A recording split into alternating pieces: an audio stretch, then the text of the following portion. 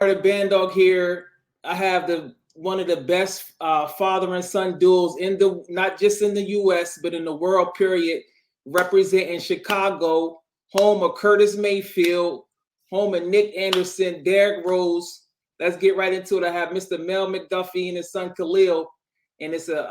I just was telling him I'm so appreciative to be able to give him an interview. Man, thank you, brother, man. Once I actually see you reach out on Facebook, man, I actually had an opportunity to research and look at your platform, man, to see the amount of people that you did research, man, with the influential people like, man, H. Lee Robinson, man, the stuff you did with Butch Capel. It was real nice, man. So I appreciate you being able to open up your platform, man, and actually sitting down with us to have this interview. Yeah. So let's just get right into it, Mr. Of course, you put your son down, which is an amazing thing because a lot of we don't see this a lot. So how did you take us back to when it all started, Mr. McDuffy, as far as you getting into dogs? Well, it all started for me a long time ago when I was a kid. There was a guy that used to walk around in our neighborhood, homeless guy, but he had about 6 or 7 dogs.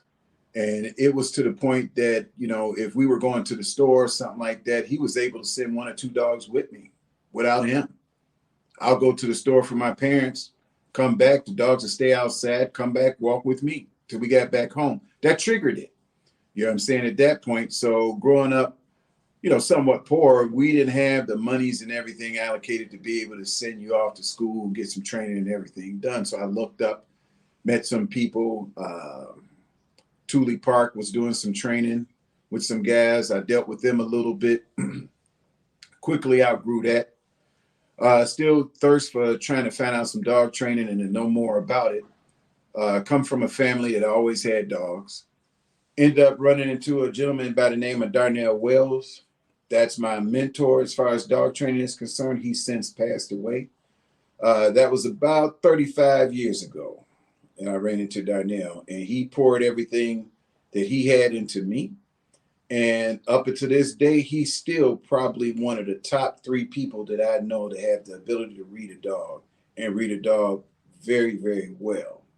What I got from him basically started to take me around the world.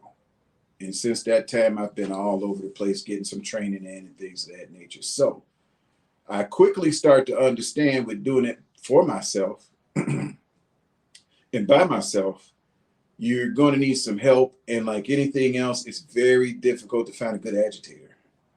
Darnell taught me the extreme importance of obedience and how to do obedience in a specific way that will cater to your protection and cater to your everyday life. So I'm very, very grateful for him and his knowledge of what he bestowed on me. So by doing this over the years, I've been in different clubs and stuff like that. I started a club that was called Performance Dog Training. That I'm going way back. I'm going back 80s, 90s as far as that's concerned. And it worked out well. The problem is that as a trainer, you don't necessarily have a very good trainer to work with you as far as a partner and everything is concerned. And after that, I pretty much started to understand I've tried to train a lot of people. Young guys, very, very hard for me to keep. You know what I'm saying? I would lose them to the street. I would lose them to money. You got to go get paid, get you a job. I'll lose them to women. You know what I'm saying? You mess around and get somebody pregnant, and then now you got to go take care of your family and your kid. I can't knock you for that. So I quickly started to understand if I'm going to do this, do it right, do it the way that I want to, I'm going to have to make my own agitator. So I had to wait till my son was born. When he was born, thank God he was a male. Didn't matter if he was a female. I was going to have her doing the same thing if she had the will to want to do it. All right. So now he was born. He just dumped right into it. This guy was coming to classes, me training dogs and stuff in the pouch on my chest. I would be calling out class.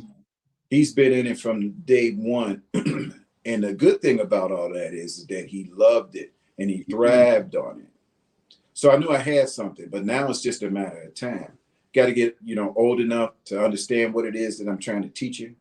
Things of that nature, and pass down this old school system that we have as far as obedience and personal protection is concerned, which the authenticity of personal protection now is gone by the wayside. Nobody hardly ever practices it anymore.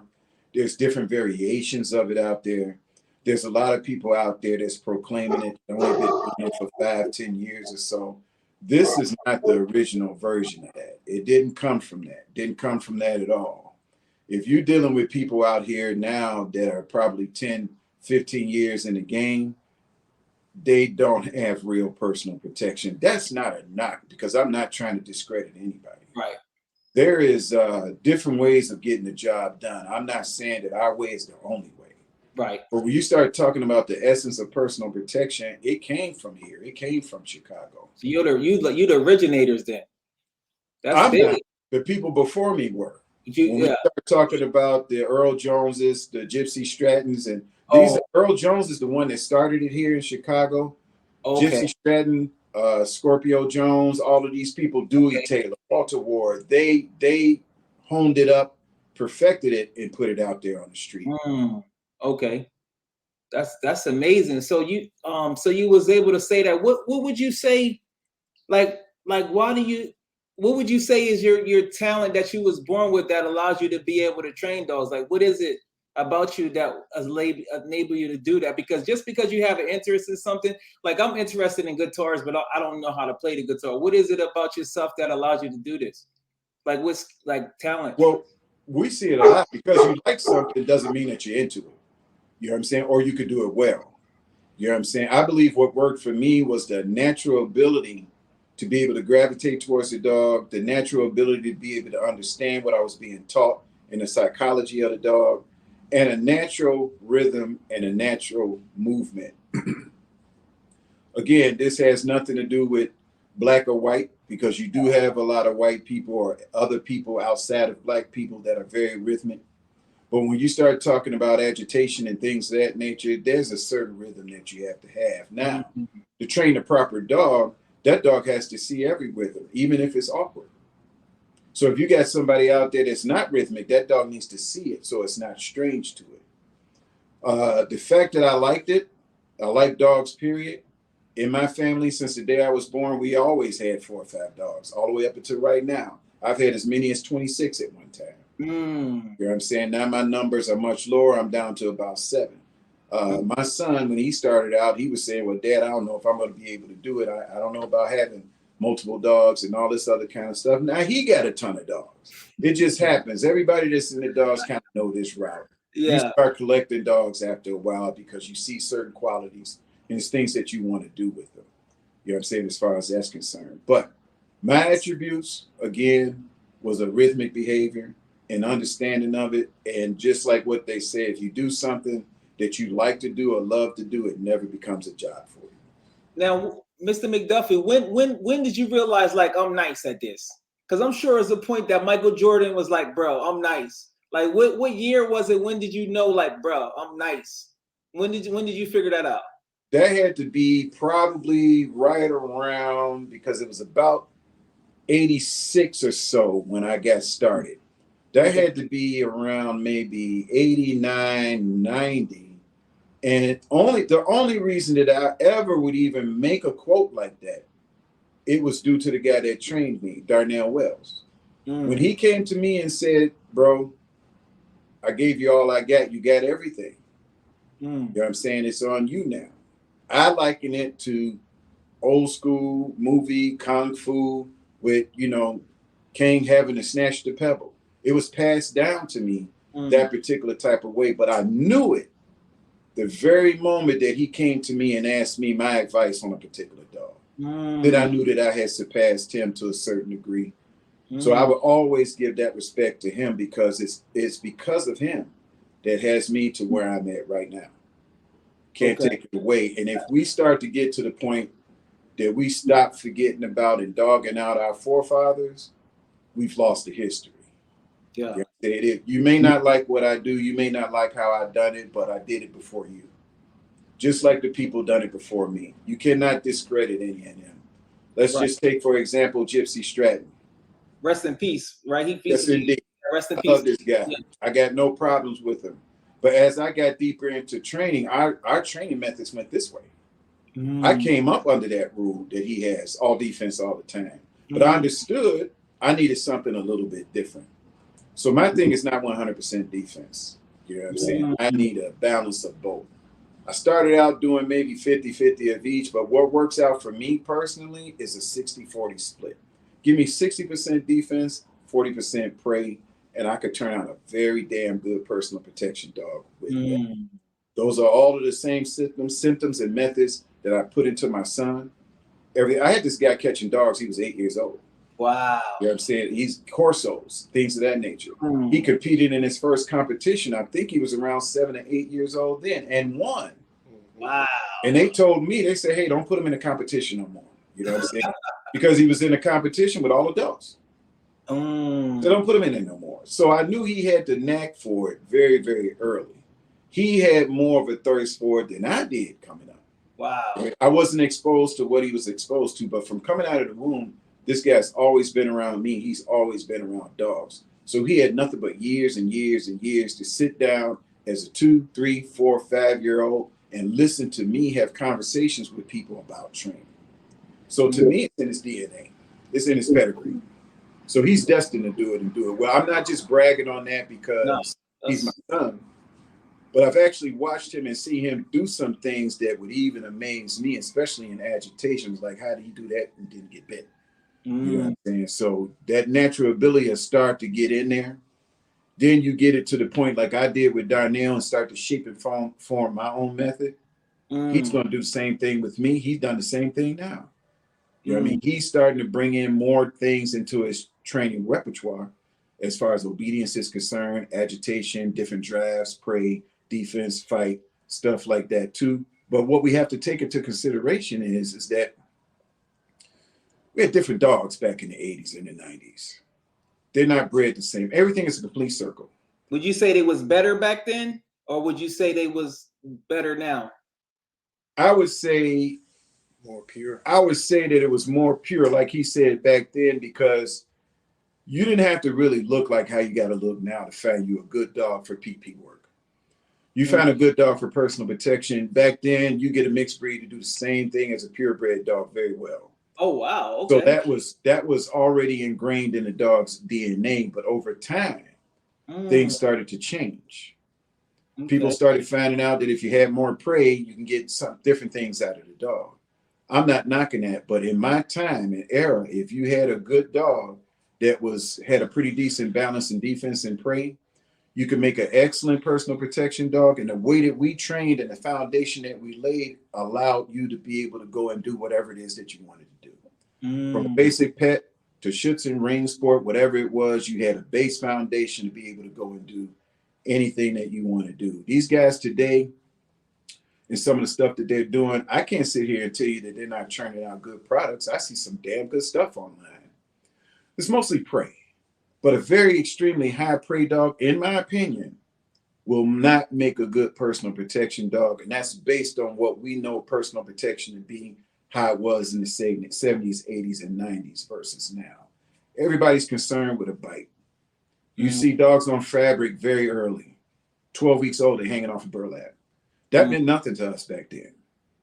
That meant nothing to us. If you didn't have a dog that was doing that, get rid of and get something different, because it was coming out doing that back then. Right now, Malinois are a big thing. Dutch Shepherds are a big thing.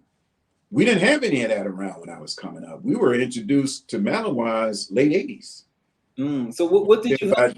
By a gentleman named Dean Bunley here in Chicago. Did you have like Rottweilers back? Like, what was the main dogs you kind of used to work with personal protection back then when you were starting? Pitbulls, Shepherds, Dobermans, and Rottweilers. We were privy to Rottweilers because of, I'm sorry, if you don't mind me asking, how old are you? I'm in my 40s. Well, you might remember. It's still a little bit past you, but there was a movie that came out called The Omen, and it had Rottweilers in it. Oh, I think. And that just sent everything, you know what I mean, the blaze as far as Rottweilers is concerned. And I'm sure in my age, because if you go back before that Rottweiler era, it was a movie that was called The Doberman Gang, where Dobermans were taught to rob this bank. And then Dobermans became the big dog to have as far as that's concerned. Before that, before they were calling them German Shepherds, everybody that had a German Shepherd, that dog was called a police dog.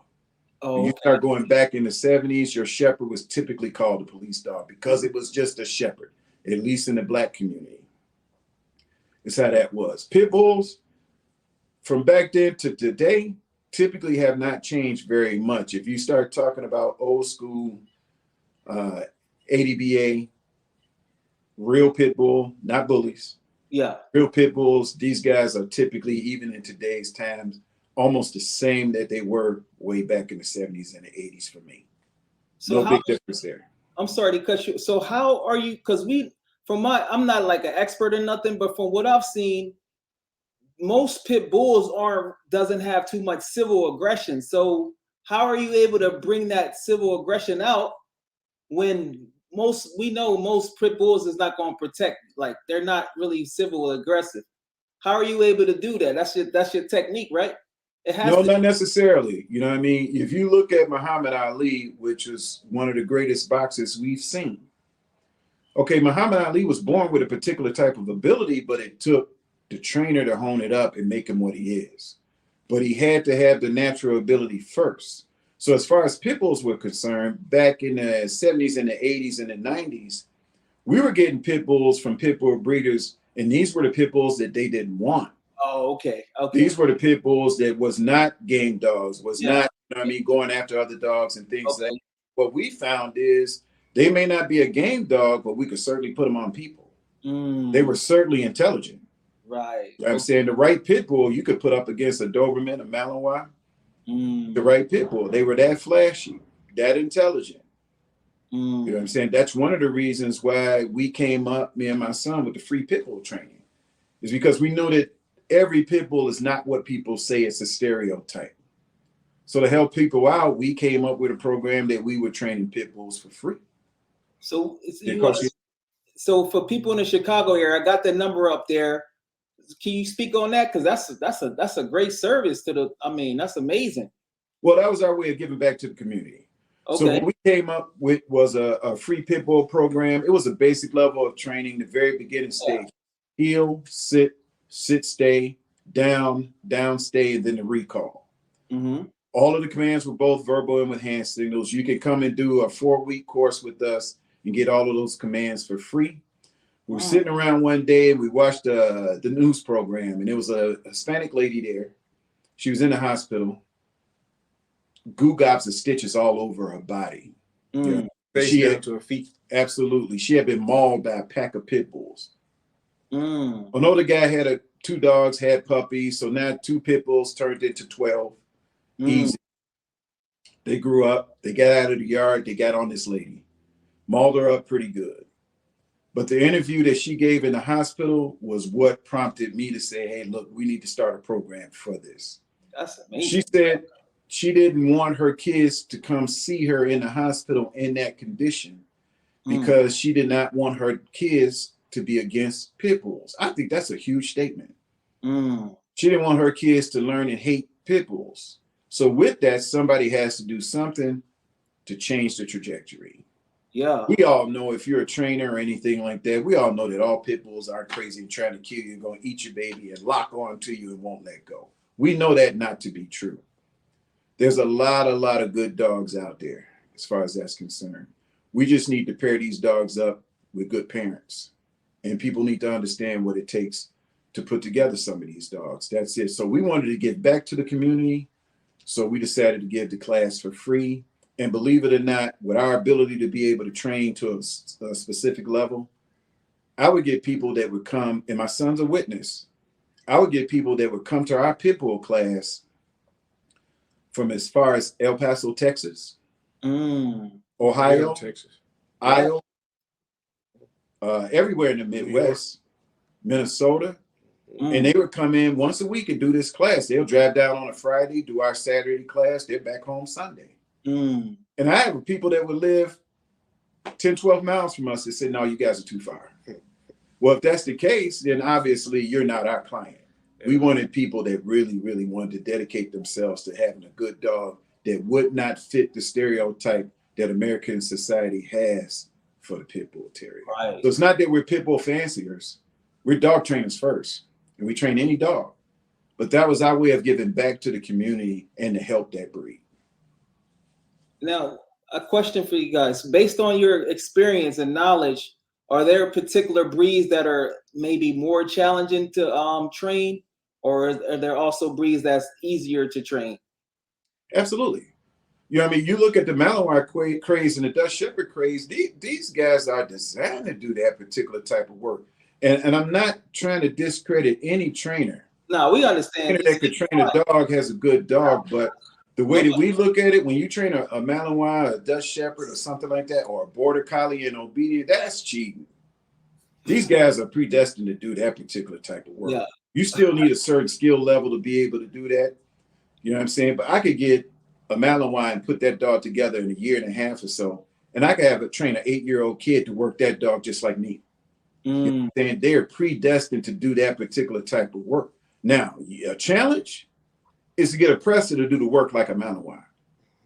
You know what I'm saying? That's when your training starts to kick in. It's when you could take a breed that's outside of the realm of doing that the right way. These guys, their drives are so high. I see people doing amazing work online with Malinois, but that's just what they are. So to me, it's a very easier route. If we do in kennels, boarding trains. Boarding trains, okay. Right. If everybody came in with a Malinois, man, please, that work would be so easy. We would love to have it. Now, the most challenging breed that we have dealt with over the years is, for some reason, German Shepherd Husky mix. Oh, wow. They do not make good mixes. Oh. A lot of shepherds that have light eyes have training difficulties. I learned that from an old shepherd breeder back in the 80s. And she told me, hey, if you just notice it in your career, if they have very light eyes, they're probably going to be a handful as far as training is. Like literally light eyes? Like literally light eyes, right. Oh, wow. Yeah, I guess it's something to do with the genetics. I don't know. I'm not a breeder. This is just what she told me. But by practicing that and watching that, I've seen that be true. Dogs with very amber eyes, or something, not dogs, but shepherds with very light eyes, we've always struggled with just a little bit. Now, that's not to say that you got one out there that's got light eyes that's not great. That's there. Right. But overall, you could run into that problem. You could run into that problem. And that Shepherd Husky mix, I don't know what it is about that one, man, but we've trained dozens of them, man. And they always are a handful, especially if you do not start early. We start our training off in between 12 and 16 weeks. Okay. You bring in a dog that's about a year and a half, that's a Shepherd Husky mix, we got to wrestle with it. I don't care what your technique is. You can clicker, you can treat all you want. We've had problems with these dogs socially. You know what I mean? So if the training method changes. It's not that it's more force or anything like that. You just got to know what you're doing to hack away at some of their personal issues, to be able to teach and train them and for them to be A-okay. Every dog's not going to treat train. Right. Some dogs could care less about a treat. It's just like protection work. We've trained dogs, and I've owned several dogs that would bite you way before to bite a piece of equipment. Didn't care about a sleeve suit, jute, tuck toy. Wouldn't put it in front of their face, wouldn't touch it, but wouldn't mind sinking their teeth in you. That's personal protection. When it comes down to that, it's not about the equipment, but everybody makes it about the equipment. That's why you have trainers out here. And again, I'm not discrediting anybody. You don't got to say it. You don't got to from a place of you're OG in the game. You can say whatever you want. We know it's not disrespect. I'm good where I'm at. I'm satisfied with my ability. I'm fine. You know what I mean? The bank account looks good and we got plenty of clients. That's not an issue. You know what I'm saying? But you have people that'll go out and purchase a $2,000 suit and they're training. I've had people that come from me that do a 6-week course with me on basic obedience and they're passing out business cards. That's just the way it goes. It's society. But we never were worried about dogs biting equipment back then as it is now. Right. You know what I mean? The quicker your dog bites on something now, that's it. Well, think about it. What's a bite suit to a dog? The bite suit is no different than a puppy sleeve. It's just a soft sleeve. It's a soft arm sleeve. It's a soft body sleeve. It's a soft leg sleeve.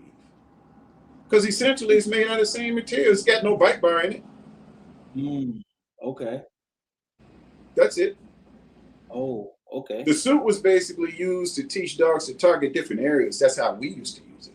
Oh. To teach dogs to target different areas and stuff like that too. But we could do the same thing. And I'm not going to get into great detail, but my son is a witness. But we could do that same exact thing that you could do with a bite suit. We could do that with a strip of leather. Leather leash or something like that. Teach your dog to go in the legs, armpit, all of that other kind of stuff. But it just really boils down to, and I could kind of end the argument right now because there's always a huge argument with old school, new school. Yeah. Dog training. To end the argument right now is that it should not be even close to being a comparison in between the two. You do with what's good for you, what works for you, what fits your application. If you want to race a car, you don't go buy a Volkswagen. If you got a family of 9, you don't buy a 2-door car. You know what I'm saying? You got to go buy a van or something like that. You want to get something that's going to fit your application. So whatever method and training and everything that you use, if it works for you, it's fine with me. I had no problem with it. Just where we come from, we got it a little bit different. We want to do it a little bit different. And now the problem is finding dogs that can meet that status quo to be able to do it that particular type of way because the breeding has changed. The dogs have changed, the breeding has changed, the training has changed. For the dogs that we had available to us in the 60s, 70s, 80s are not the dogs of today. Do you think that comes from like the softness of society? Because you know society is soft now. Like they got all these weird things that go on. Do you think that's part of it? Like it's like we live in a world. I think it's a mix of that as well as the goalpost has changed a little bit as well. So people are wanting and expecting a lot more out of their dogs today than they did of yesteryear. You know what I mean? So now people wanting like enjoy their dog in these different social settings and these different social standards. So now when that's highly publicized, everybody on every level is going to want to break down and want a dog of that same nature. So when you start to do that, you have to start now taking away some of the traits that will make these dogs naturally protective. Well, we live in a want society. And like he said, it's what people want. Put it to you like this. You got some people that are very grateful because they can go out there and buy a Hellcat. But you got another guy that's in the garage that's equally as grateful because he built a car to beat a Wildcat. So the difference is in between. I put this together with my own hands. You know what I'm saying? I may not have had the purse to just be able to go into the store and buy it. You know what I'm saying? There's a difference in it. So it changes. So people were building hot rods. Well, that demand became high. What did the factory do? We'll make hot rods for people to buy. That's all. It's just a difference in between what it is that you want. I don't have to spend 2, 3 years, 10 years building a car. I got enough money, I can just go buy one off the showroom floor. Already 800 horsepower. Right. I ain't do nothing to it. Makes sense. So it sometimes can become a labor of love. When you can sit back and say, I put this particular dog together and it's a mixed breed that can do the same thing that a purebred Malinois, Dutch Shepherd, Doberman, Pitbull, German Shepherd can do. To me, that's defining because it's not necessarily the breed, it's what's in the breed, the breed's ability to do what you want it to do. It's always going to boil down to genetics. That's it. Just like racing, it's always going to boil down to horsepower. I don't care what you do. You need horsepower.